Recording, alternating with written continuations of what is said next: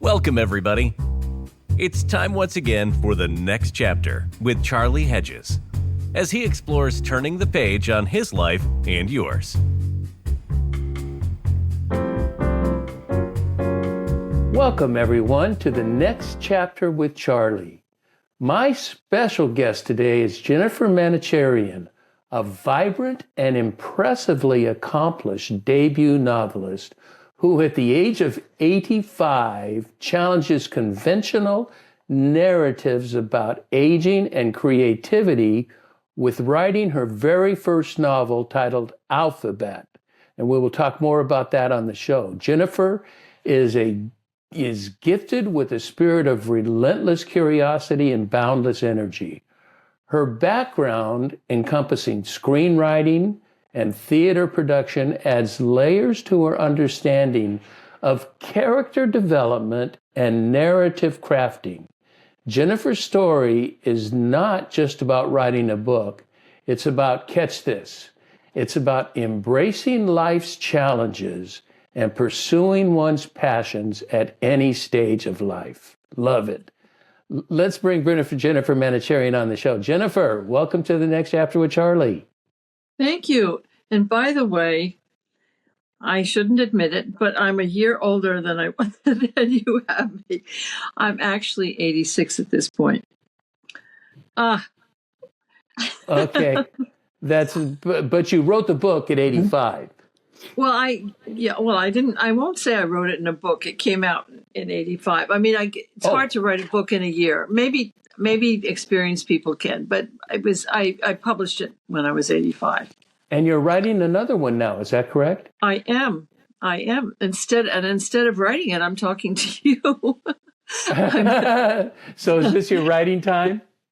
Well, no. Well, I always is my writing time, but then I get all these interruptions. So I'm basically, I need to put aside everything else in a few days, which I'm trying to do next week, and just really, really get to the end of draft number 2, and then go back to a third draft, which I really need to be putting a lot of things into. Oh, you're that close. You're draft number 2. Well, yeah, I know. I mean, I have my whole story. I know where it's going. I have it all in my head and a lot of it on paper. But there's a lot of things, like it's going to take place in the year 2024. And I have to put in a lot of things related to the year, to, relevant things to this particular time of year. I have to track what the time. There's a lot of just kind of boring things I have to layer into it and know where I am in terms of that. And just personality things along the way I've realized that I have to do, but I've kind of put a list of what I have to put into it when I get to draft number 3, so I don't stop and do it at that time. When you were doing, I'm curious, when you're doing character development in your novels, or even in your screenwriting, how much of the character do you understand, do you feel comfortable with before you start writing about the character? Well, I have to tell you, this woman lives within me.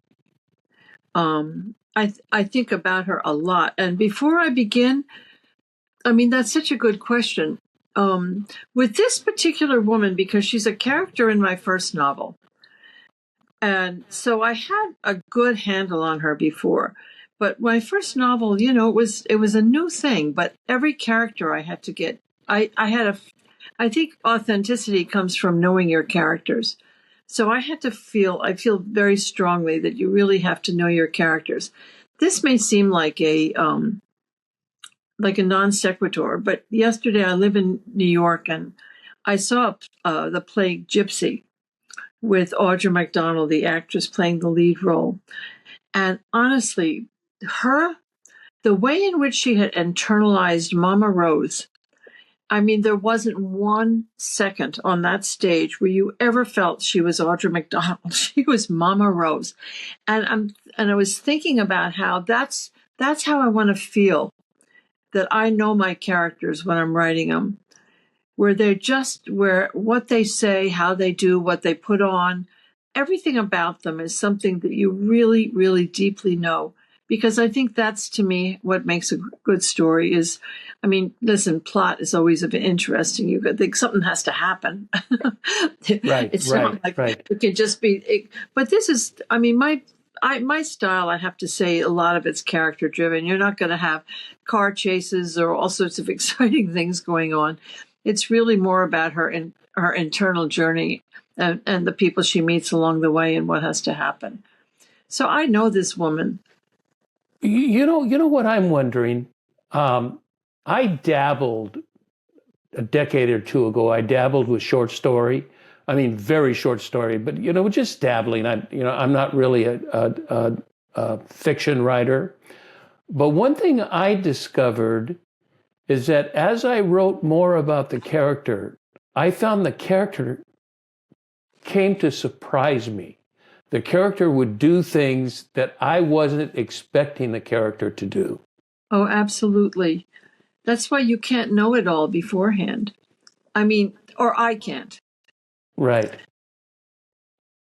Some of the things that have happened, even if my initial idea of how I was going to do it has not, it's changed along the route, because it's changed based on my understanding of her and how she would behave in a certain situation. And it kind of happens as I'm writing it. I mean, it may sound really weird, and maybe, I don't know, does it sound unprofessional? I don't know. But it's the only way I can do it, where it's a discovery as I go. Yeah, they're evolving. Know. The character is evolving almost subconsciously, isn't it? It's not like a conscious effort. It's just, it happens and you go, oh, wow, where did that come from? And Or that is, this is what I thought she was going to do, but that doesn't seem authentic to me. That doesn't seem like how she would respond. How fun. I can't wait. So I can't anyway, wait. I've not read your book. That's kind of how I do it. Not read your book, but I'm looking very much, I'm looking forward, after we were chatting, I'm looking forward to reading your book.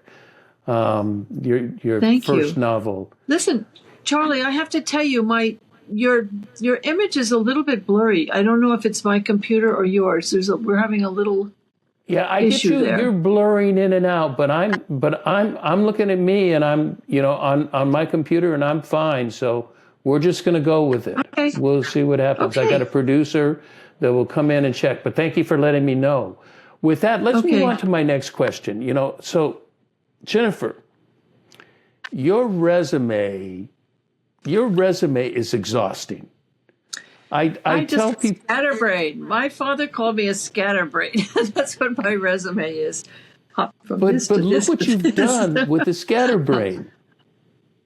I mean, I put here's what I was thinking. In addition to being a mother of 5 with 15 grandchildren, now be done. For most people, that's a job. That's it. But you are a screenwriter, theater producer, family therapist, and now at 85, or I should say 86, you were the writer. You wrote your first fiction, and now you're writing your second fiction. So, I'm tempted to ask a question. I'll tell you the question I'm tempted to ask, but I'm not asking. The question I'm tempted to ask is, where in the world have you found the time and energy to be so impressively accomplished over such a long lifespan? But instead, there's lots of answers to that. Instead, I'm interested in a different question. Okay. What drives you to be so industrious? That's a hard question. I think I've always been driven. I married very young. By the time I was 27, I had 4 children. Oh, really? Yeah, I had my kid. Well, then I had a 5th child when I was in my 30s after 7 years. But I had, and I had a busy life. I was involved in a community. I had my kids were, I also had a nephew living with us for part of that time. So I had 5 even before I had 5. And my life's just always been busy. And it's like, I think in those days, that was before really the women's movement, because that was really when I was around 30 when the whole role of women changed. And but just being a regular mom in those days, you got kids of different ages, you got homework for them to deal with, teachers' conferences, maybe an after school class. You've got maybe kids in different schools at different you've got to drive them here and there. You've got to cook for everybody. I gave dinner parties and those, I've always had a full life. Oh, from the very time I was young.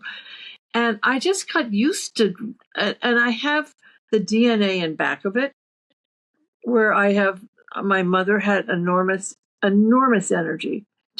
She died at 94. And at 94, my mother was really a phenomenon, I have to say.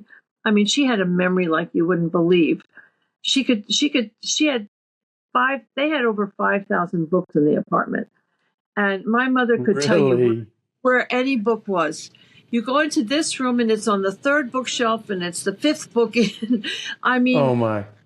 And she, even at the end of her life, my mother would, as she became more limited in what she could do because of just old age, she was resourceful. She'd then do something else. My father didn't have that. When he couldn't do something, he just was hard for him. But I don't know if that answers your question, but that's kind of a detour. Well, but I just think I was blessed with a kind of a DNA that has that type of energy, and I have good health, which is really important. And I just have a drive. I don't know whether it's like now I'm getting very psychological, but maybe I'll say I was the black sheep in a way in my family. I was the middle of three sisters, and I was like a classic underachiever, and they were both achievers. And for my father, everything was about academic achievement. And so, of course, I was I didn't fail, but I didn't get serious about myself until I was in my teens. And I guess, did I have to prove myself? I think my sisters think I spent my life trying to prove myself. I don't think that that's really fair. I think my mother, my mother kept diaries all her life, which I didn't find until after she died. And when I read some of them, it was like I was reading about myself, and I had never had that kind of an identification with my mother while she was alive. But she was so driven, and she had to do every day, she had to practice piano for this many minutes, and she had to knit for this many rows.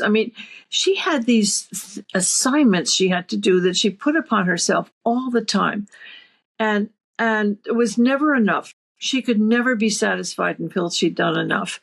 So I think a lot of it came from my mother as well. But it doesn't,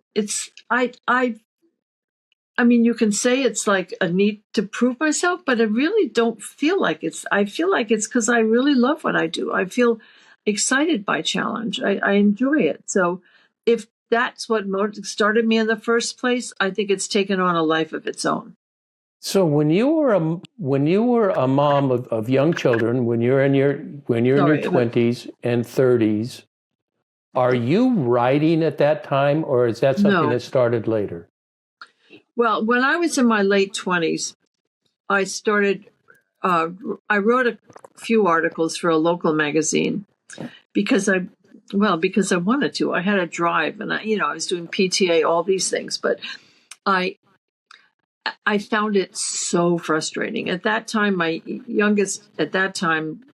my third and fourth kid were in nursery school, and they were with Irish twins, right? 13 months apart. And they'd be ready to be picked up by the time I've sat down in front of my typewriter in those days and started to do things. I found it really frustrating. I just couldn't do it. So I stopped doing that. I figured this isn't the time in my life to be doing that. When did you start writing? As a professional? Well, I honestly, I cannot tell you that I have owned the word writer until really fairly recently.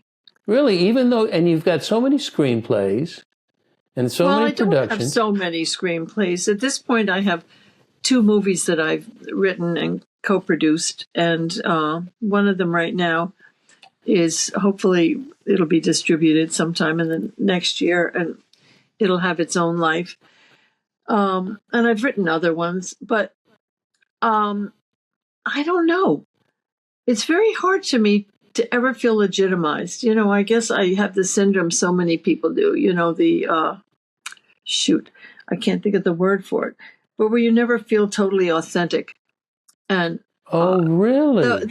there's a what's the oh my gosh, this is going to drive me I nuts. don't know. Not feeling Yeah, there's a authentic. syndrome many people experience where you feel like, yeah, I have to feel like I've earned something. And so I finally have at the point I will write on something that I'm a writer and it feels good.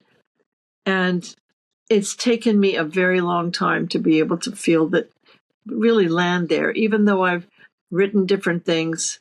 I've written a couple of musicals with composers we're a team. And in fact, we're working on another one right now.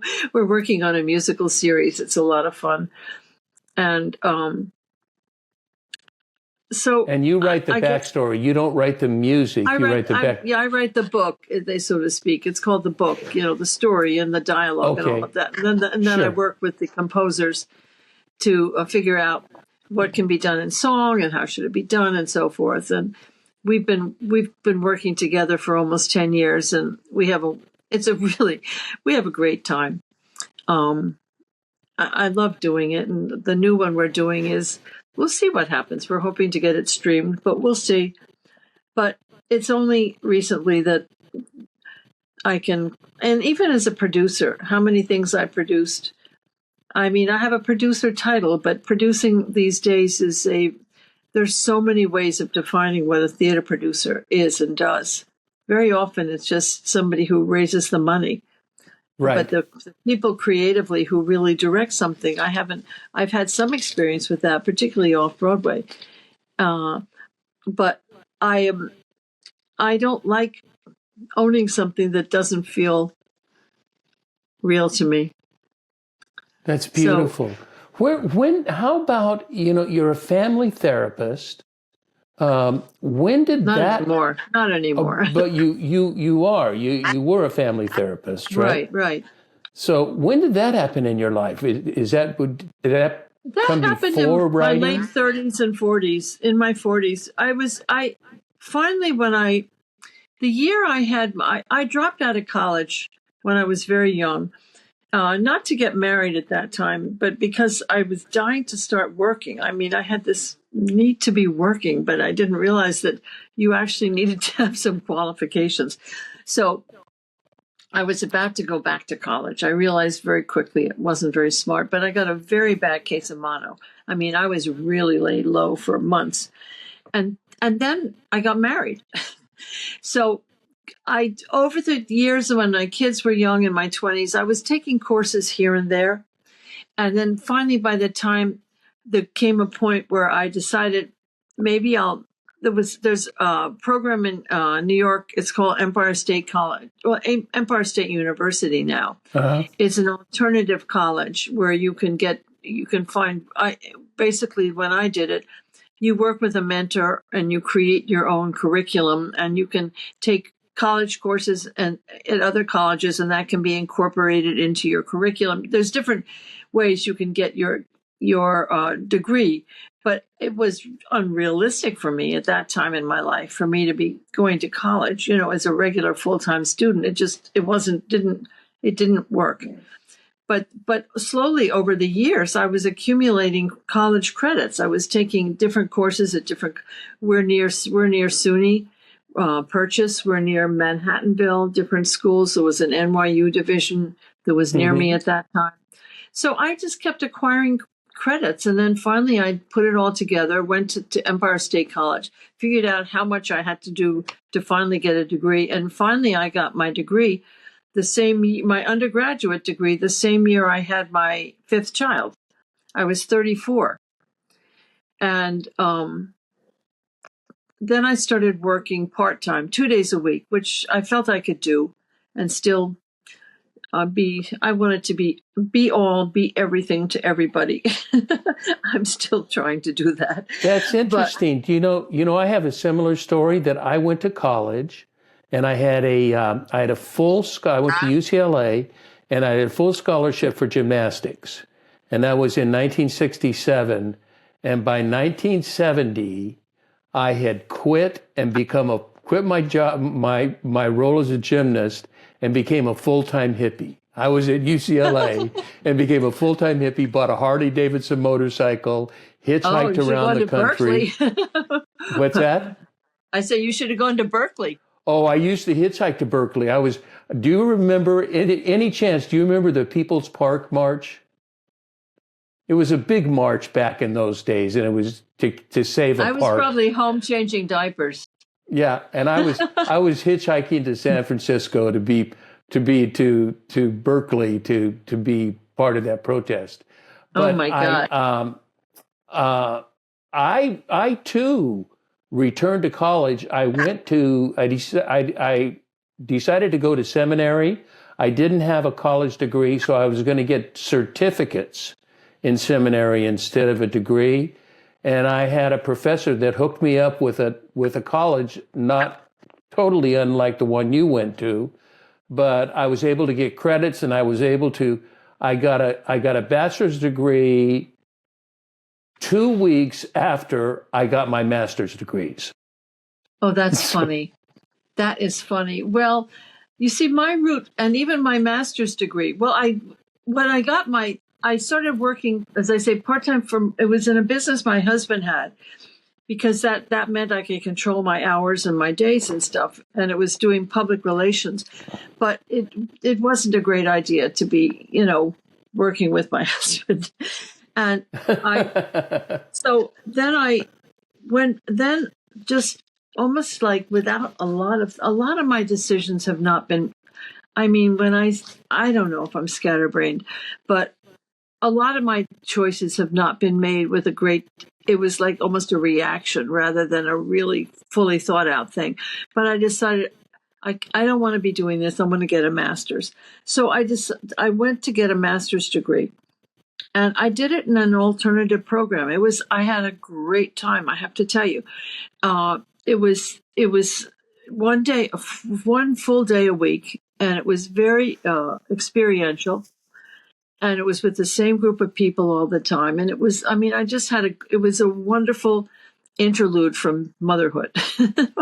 And I loved it. And then when I got my degree, I decided to then get a certificate. And I don't know if I got a certificate. I guess I did, training in family therapy. And then ultimately I became a divorce mediator as well. And I was kind of grandfathered in to the Family Therapy Institute where I was working. I wound up on their faculty, and then I was also leading a divorce mediation training program. So that was in my 40s. But I can have to at every step of the way, when I talk about feeling kind of inauthentic and how long it's taken me to claim being a writer, it's like all of the things I've done have been a little bit off kilter, or I don't know, that's not the right word. But an alternative college degree. Okay, it's not Radcliffe where my sister went. It's not. It's something I could dismiss in my own mind if it wasn't me. It was the only way I could get these things done. My master's the same way. Even as a family therapist, I was in a training program. I was on a faculty training people who I couldn't even be. With the degree I had, which was only a master's in counseling, I couldn't even be training the people. My degree was lower than anybody I was working with. So and then when I jumped out of that and went into theater, again, it was something where I hadn't paid all my dues. So it's something that's kind of, I just. What do you attribute that to? I mean, your success. I'm thinking about, I don't know if I don't consider myself a great success. What I do is I just do a lot of things, and I'm a do-it-yourselfer, and it's kind of the theme of my life. I mean, since I was a kid, my parents, in my mother's diary that I found, I saw soon after we had moved to Connecticut, there was an entry in my mother's diary that said they couldn't find me one day. I was almost 4, and I was walking by myself to the town, and it was about a mile away. It's like I've always had this need to kind of go out and do things on my own. I taught myself to ride a bicycle. It was my sister was 6 years older than me. She had a huge 2-wheeler, and I taught myself to ride her bicycle. I couldn't even sit on it. It's kind of the story of my life, is that and the result of it, I'm thinking of, I mean, God, this is making me think of so many things. So I don't know if I'm boring everybody, and I apologize. No. This is fascinating. But I remember my godmother, who didn't have children, and she, when we had a summer place near where she was, and she had a sewing machine, and I decided I wanted to learn to make a dress. And she was an expert sewer. I didn't want to learn anything from her. I went into a room in her house with that sewing machine, and I came out of it about 8 hours later with a dress. Now, with the zipper and everything in it. Now, it was very crudely made, and it's just. But it's like I'm not good at. I teach myself things, even with the screenwriting, even with my screenwriting, with the first movie that I did. I worked on it with my son, and then we got a director for it. It's called Family Blues. It's still on Amazon and a couple of places. And this was in the 90s. And we got a director who had done a lot of television, and she was experienced, Nell Cox. And Nell sat us down in an apartment in the city for like 2 weeks, during the day for 2 weeks. By the end of that 2 weeks, my son was out the door. He had just had it. I mean, it was just, learning, really going through the process of it. That was my course in learning how to write a screenplay. We wrote one, and then I had to learn how to write one, if that makes any sense to you. No, it makes perfect sense. Our stories, it's fascinating. Our stories are not all that dissimilar. With my degrees, I had a major in humanities. And then my last job was that I did with this particular group of people over a decade. And I was the executive coach to CEOs of billion-dollar companies. Mm-hmm. And I have zero credentials. I just have experience that people know.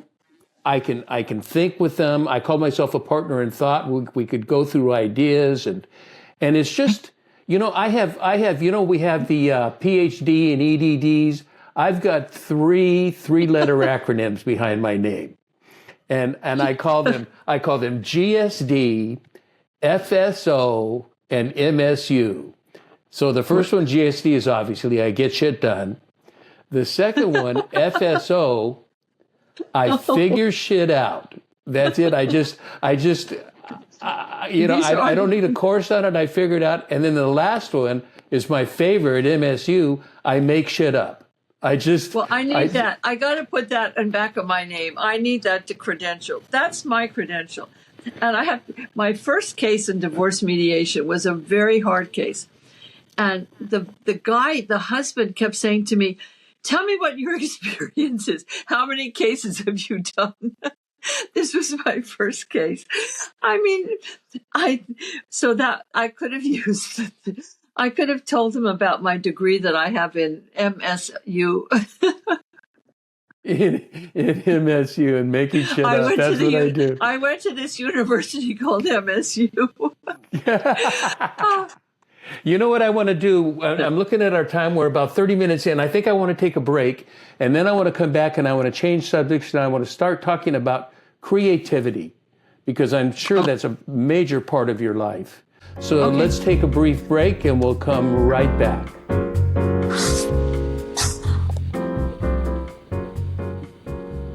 Hi there. You're listening to The Next Chapter with Charlie, and this is Charlie Hedges and my very special guest, Jennifer Manocherian. And she is author, writer, screenplay producer. She's just, I can't wait to talk to her about, I mean, we've talked about her life getting where she's at. But you know what I want to talk to now, Jennifer? I want to talk a bit about creativity. Because I think you have ideas on creativity, that you have ideas on everything that are unique. You because you make stuff up, you know, it's original, and it's not prescripted. So I want to tell you about a podcast that I heard, and we had talked about this before.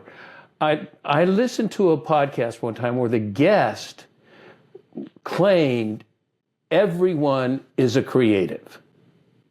And, you know, to some degree we are, you know, there is creativity in people, you know, but I wouldn't say, I'm not comfortable in saying everyone is a creative. I think there's more to it than that. What do you think? Well, I think, you talked about your short story writing, right? Right. I think maybe everybody can write a short story, but there's skill involved, there's craft involved, and then there's that je ne sais quoi. You know, there's do you want to call it creativity? There's something that distinguishes it from one thing that's really good from another. You know, it's I think that I don't know why this popped into my mind as an answer to what you're saying, but I live near New York City, and the Metropolitan Museum once had an exhibit on Vermeer, and his very famous study, I think, of the girl with the pearl earring and stuff. There was a whole school of artists who did those types of paintings. And honestly, if you looked in that room of some of the things that were like it, and then the real thing, you could tell the difference. There's a difference between true creativity and just true craft. It's like the people who work really, really hard at school and wind up doing really well, and then the people for whom things come easy. That's a terrible answer. That's really not a good. But you have to have an imagination. Maybe this is really not true, but I'm wondering if you have to have a sense of humor. You have to have a perspective. You have to be able to look at people and kind of, whatever form of art it is, whether it's journalism or whether it's painting or whatever media you work in. I don't think everybody can be a true artist. I don't. Right. No. I dabbled. You know what I did, Jennifer? I painted for about a decade. And like everything else, I didn't take any classes. I taught myself to paint. And I can't draw stick figures, so I'm an abstract painter. And I did, I'm sure I did 100 paintings. And I produced some pieces that were interesting, but none that I would call are really good. I'm not an artist. I'm not a painter. I believe I can write, but but the painting, I did it for a decade. I totally enjoyed it. The process was magnificent. The process of this stuff coming out of inside of me and going onto a canvas. Yeah, I get that. It was just magnificent. But I realized after this decade that I wasn't getting any better. I was just producing the same stuff over and over again. And the only way I could get better was to go to school. And I didn't want to do that. I'm not good at school. To learn more skill or more craft. Right. And even then, because I knew my talent level, I could have been okay, but I really don't feel like I could ever call myself an artist. I think that to think of creativity is only applying to the arts is obviously a limited way of looking at it. People can be creative thinkers in any field. Absolutely. Absolutely. Business. I mean, look at Elon Musk. Yes. Or don't if you don't choose to. But but I think that I don't think all people have a need to be creative in their lives. I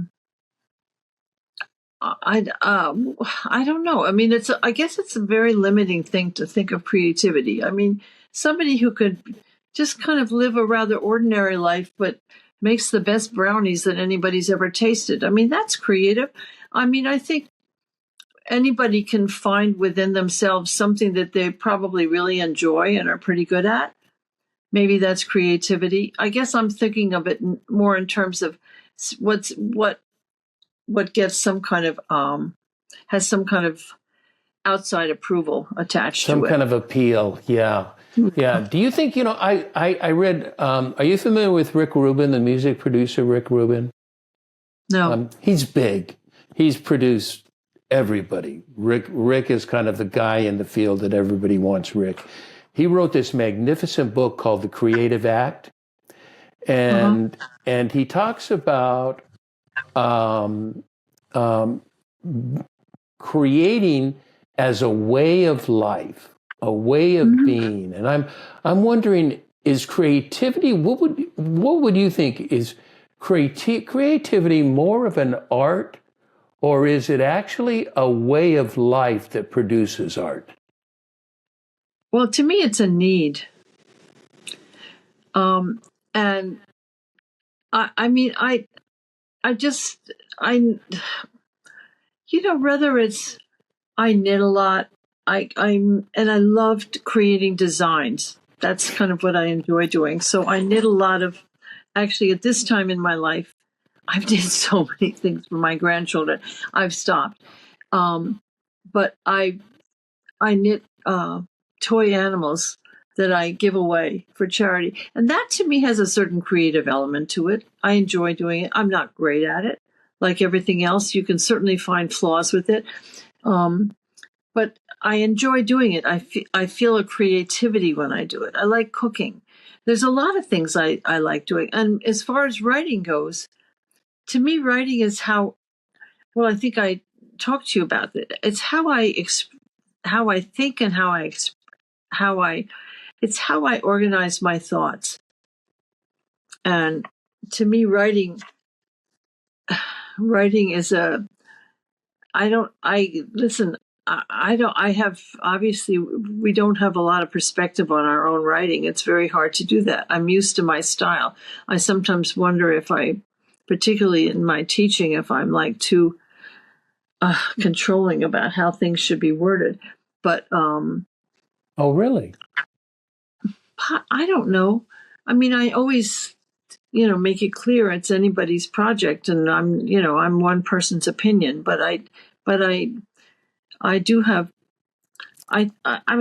Maybe I'm a better editor than I am a writer. I don't know. I hope.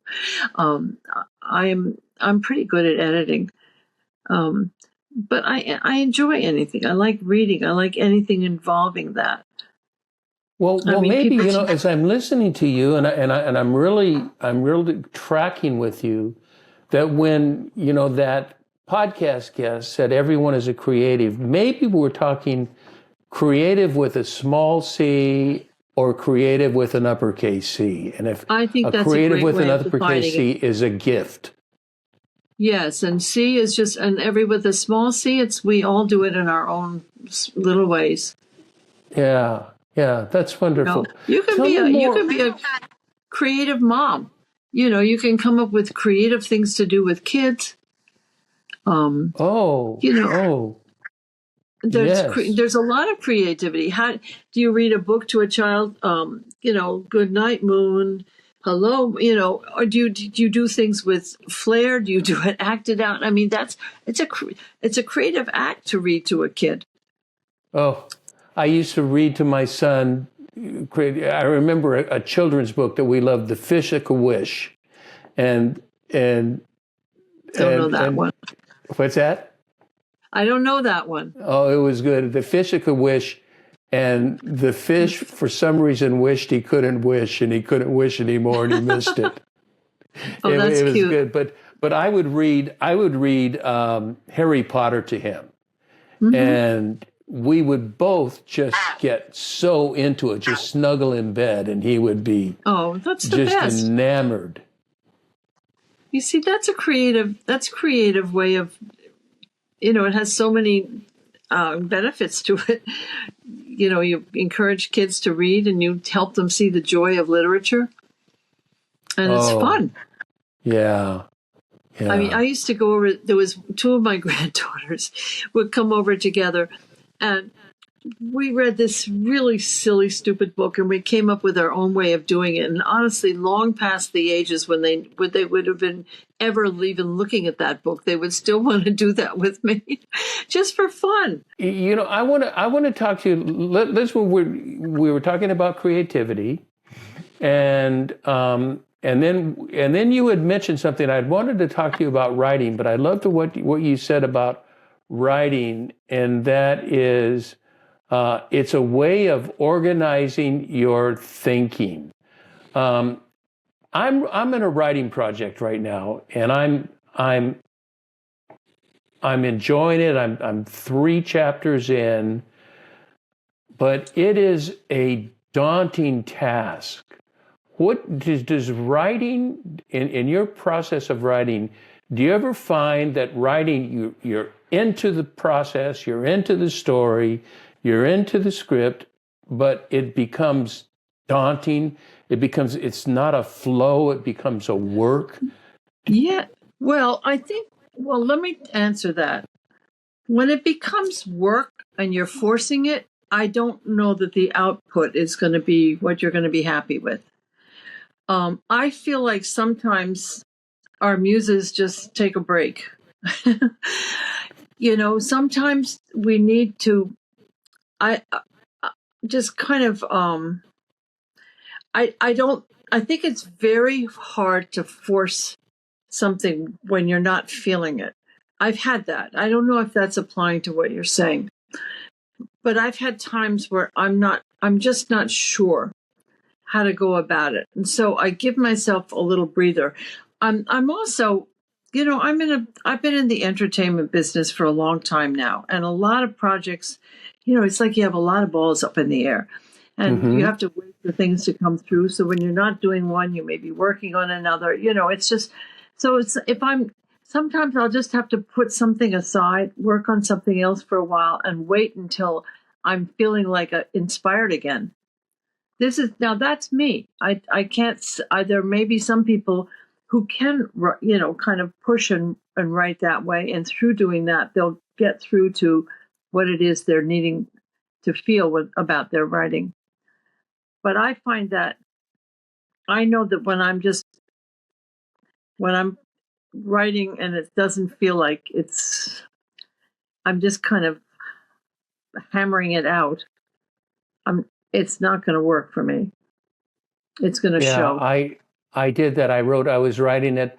As I told you, I just returned today from a trip to a monastery and where I was writing, and I finished the 3rd chapter of a book I'm writing, and I just said that was my conclusion, Jennifer, is that it has become. I'm so passionate about this writing. I really feel this piece is so strong that it's something that needs to be heard, and that's not stated a lot.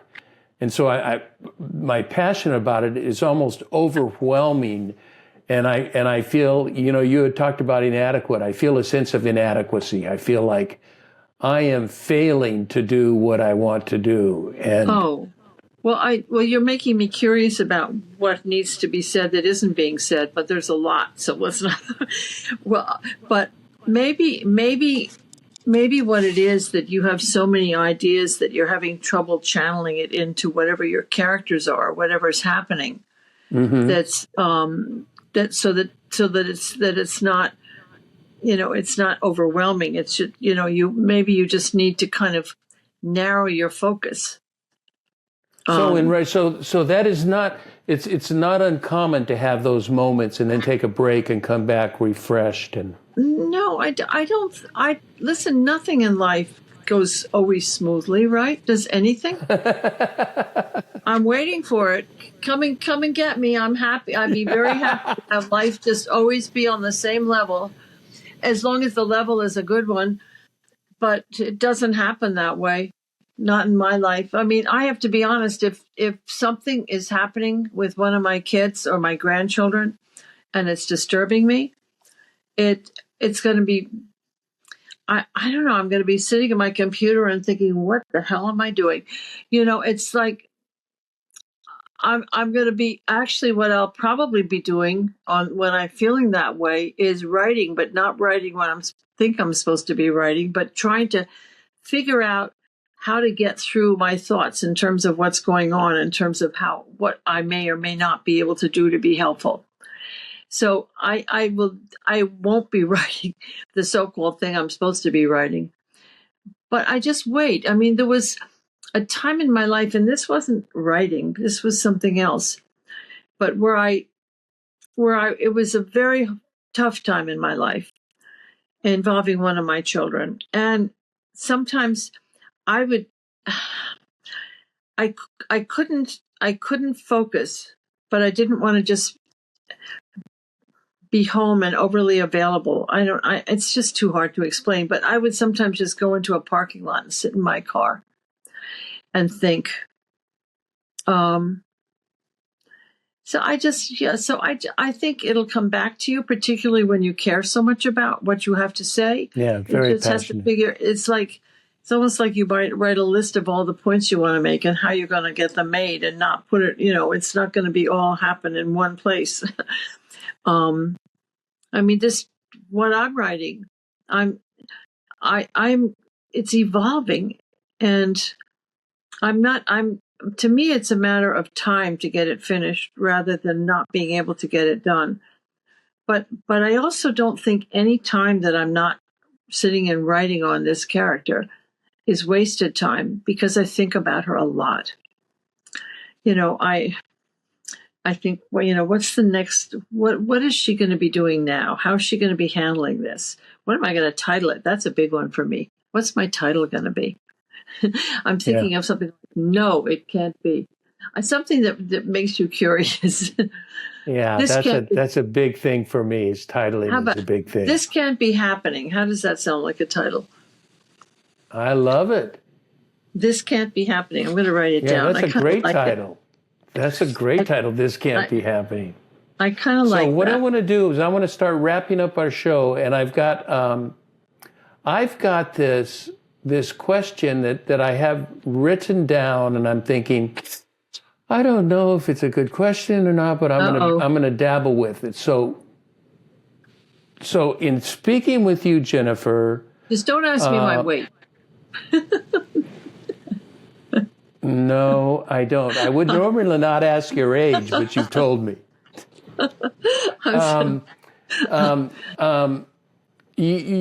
After speaking with you earlier this week and talking with you more in detail today, it is obvious that you're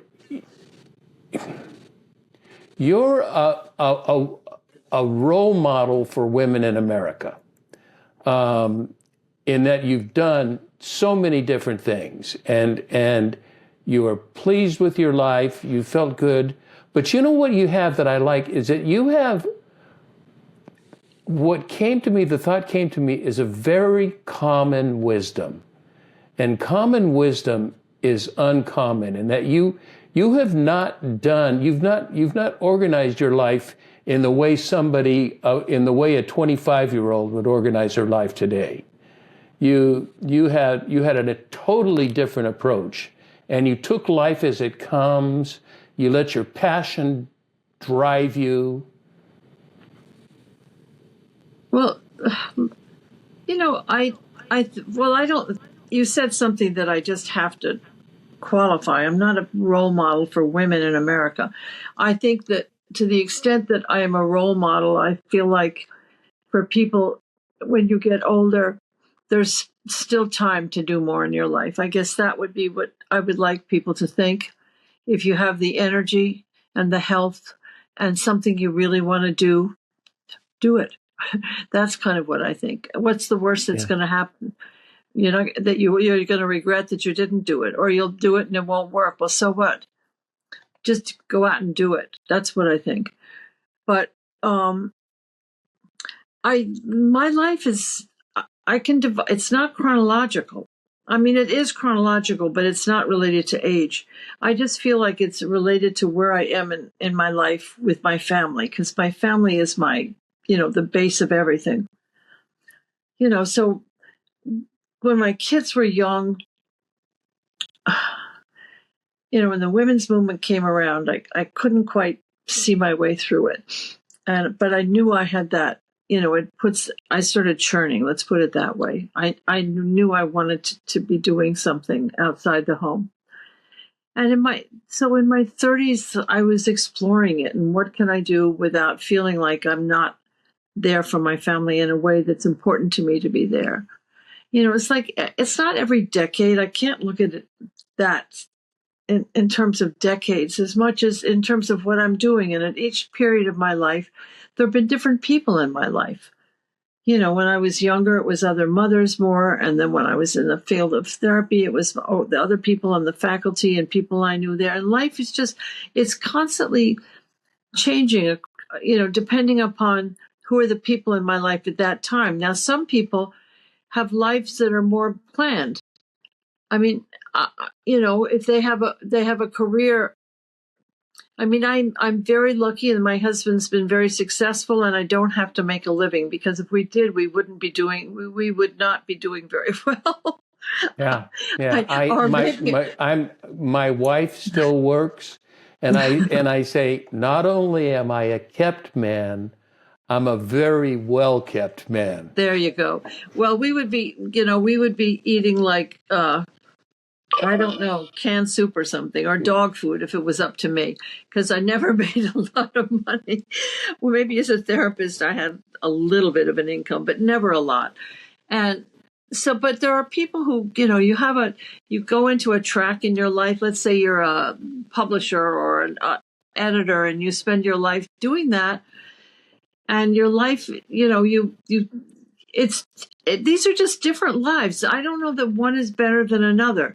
It's just because of the nature of who I am in my life, and the fact that I have gone to different things in my life. I haven't had like a sustained group of people, the same people with me all my life. I haven't done the same thing all my life. I can't even imagine doing that. That sounds so laborious. But that's your personality. I'm kind of an outsider. That's how I see myself. I'm kind of an outsider. I've always had a lot of group people in my life and a lot of friends, but I'm never like committed to one group. I've always hopped around. It's very consistent in my life that's how I have been. Even when I was younger, even growing up, and there were always these little cliques, and I would be like on the periphery. I had kind of a main group, but I was part of other groups. I like different types of people for different types of reasons. Gosh, am I off subject? No, you're not. You're not. And as a matter of fact, you're leading into my final question. And my final question is one, I don't know if this is something you think about or this is going to be an off-the-wall question, but I'm wondering, in wrapping this up, do you have any core principles that direct your way of thinking or your way of life? Are there core principles that sort of drive you? Sort of my GSD, FSO, MSU, those are my core principles.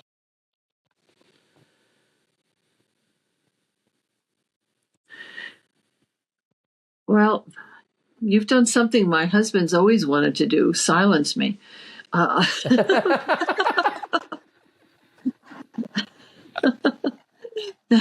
Oh, good. That's a good question then. Well, family first is a big one for me. My my family grounds me.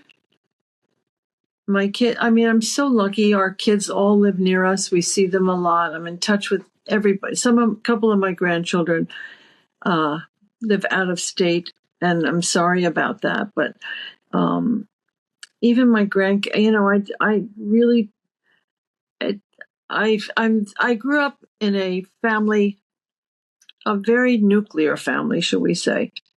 My father's family came from England, and I was born just before World War II and at the cusp of World War II. So I didn't meet my other grandparents until after, like 1950, well after the war. And I never knew cousins. I didn't have cousins, So to me, I love the fact that we have this big family, and the kids, our grandchildren all know each other. They're all friends. Some of them travel together.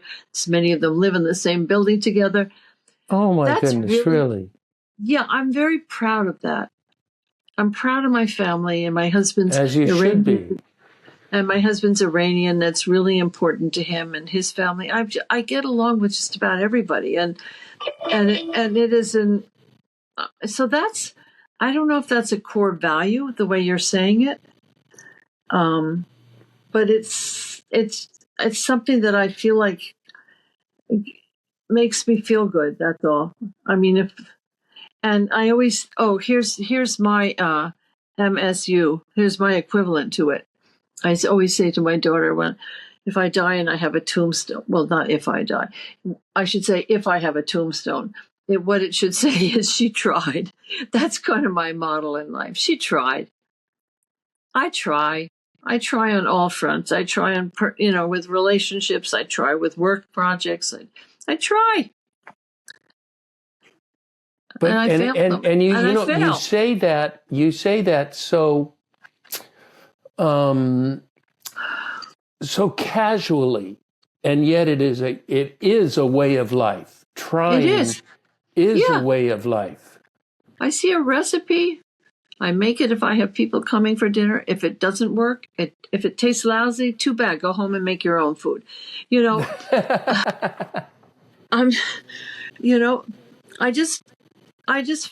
I have a lot of things I want to do all the time, and I just try to fit it all in. And if something comes up, as I say, family first. If something bubbles up in my family, that's where I'm going to be.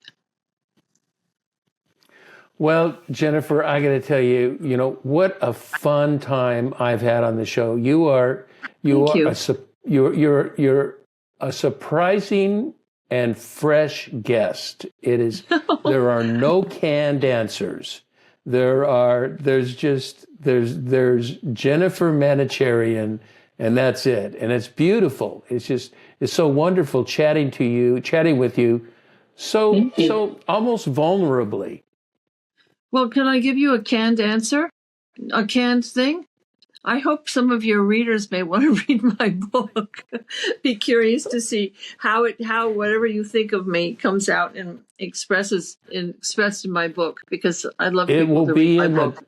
It will be in the show notes and the links on the show notes. I have a link to Amazon on it, and I have a link to your website that people can look you up that way. But I do encourage people to read your book. Yeah, the next book is going to be, you can say it was formulated on your podcast. This can't be happening. This can't be happening. Thank you. Thank you so much for being with me today, Jennifer. Thank you for having me. Okay, and I also want to thank everybody for tuning in to the next chapter with pleasure. Charlie. And until next, this is Charlie Hedges signing off. Bye for now.